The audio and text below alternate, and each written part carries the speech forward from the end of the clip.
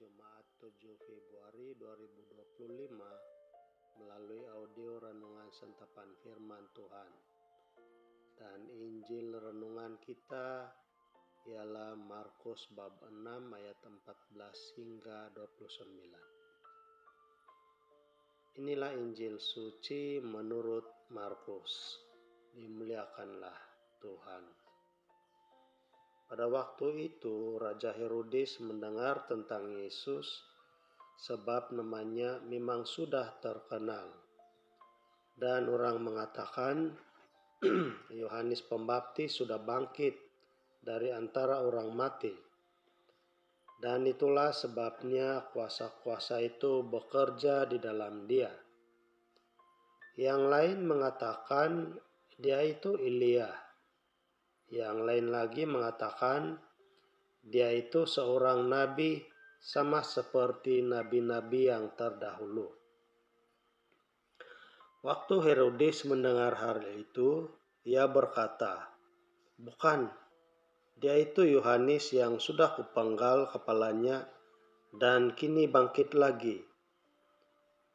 Memang Herodeslah yang menyuruh orang menangkap Yohanes dan membelenggunya di penjara berhubung dengan peristiwa Herodias, istri Filipus saudaranya, karena Herodes telah mengambilnya sebagai istri. Karena Yohanes pernah menegur Herodes, "Tidaklah halal engkau mengambil istri saudaramu."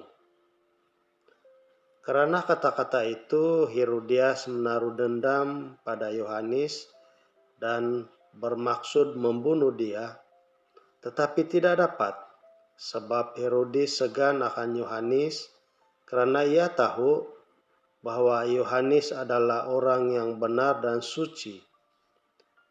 Jadi dia melindunginya. Tetapi setiap kali mendengar Yohanes, hati Herodes selalu terombang-ambing, namun ia merasa senang juga mendengarkan dia. Akhirnya tiba juga kesempatan yang baik bagi Herodias ketika Herodes pada hari ulang tahunnya mengadakan perjamuan untuk para pembesar, para perwira dan orang-orang terkemuka di Galilea. Pada waktu itu putri Herodias tampil lalu menari dan ia menyukakan hati Herodes serta tamu-tamunya. Maka raja berkata kepada gadis itu, "Mintalah daripada aku apa saja yang kau ingini, maka akan kuberikan kepadamu." Lalu Herodes bersumpah kepadanya, "Apa saja yang kau minta akan kuberikan kepadamu, sekalipun itu setengah dari kerajaanku." Anak itu pergi dan menanyakan ibunya, "Apa yang harus kuminta?" Jawab ibunya, "Kepala Yohanes Pembaptis." Maka cepat-cepat ia pergi kepada raja dan meminta, "Aku mau supaya sekarang juga engkau berikan kepadaku kepala Yohanes Pembaptis dalam sebuah talam." Maka sangat sedihlah hati raja, tetapi karena sumpahnya dan karena segan terhadap tamu-tamunya, ia tidak mau menolaknya. Raja segera menyuruh seorang pengawal dengan perintah supaya mengambil kepala Yohanes. Orang itu pergi dan memenggal kepala Yohanes di penjara. Ia membawa kepala itu dalam sebuah talam dan memberikannya kepada gadis itu, dan gadis itu memberikannya pula kepada ibunya.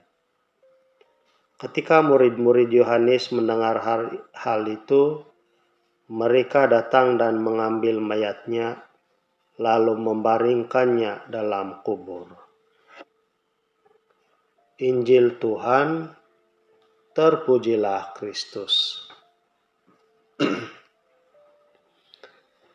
Saudara-saudari, sifat dendam boleh menjerumuskan seseorang kepada suatu perbuatan yang jahat, seperti memfitnah, menganiaya, melemparkan kata-kata kesat, tomahan tidak berasas, ejekan, dan sebagainya. Karena dendam juga seseorang boleh mempengaruhi orang-orang sekeliling untuk menjatuhkan orang yang didendami atau dibenci.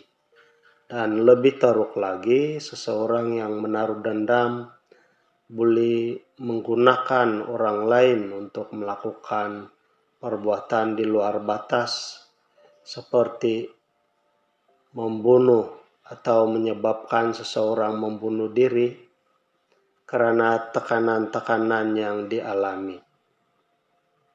Maka apapun cara yang dilakukan sehingga dendam itu terlaksana, ianya sudah menjadi kesalahan atau dosa.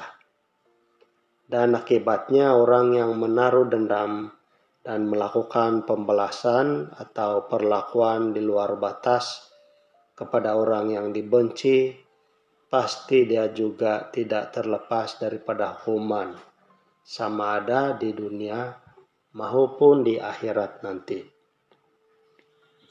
Saudara-saudari, Injil hari ini memaparkan kepada kita, para pendengar-pendengarnya, tentang sikap dendam seorang perempuan bernama Herodias terhadap Yohanes Pembaptis yang memberi nasihat berupa teguran karena suami barunya yaitu Raja Herodes yang merampas dia daripada suami asalnya yaitu Filipus, karena Filipus bukan orang luar daripada Raja Herodes, yaitu saudaranya sendiri.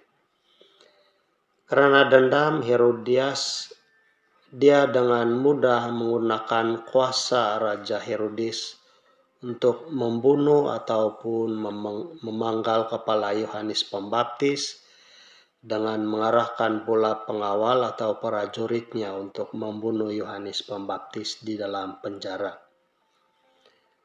Disebabkan marwah, kepentingan diri, hawa nafsu, maka Raja Herodes pula rela dipergunakan kuasanya untuk membunuh Yohanes semata-mata ingin menjaga nama, kehormatan, dan kedudukannya sebagai raja.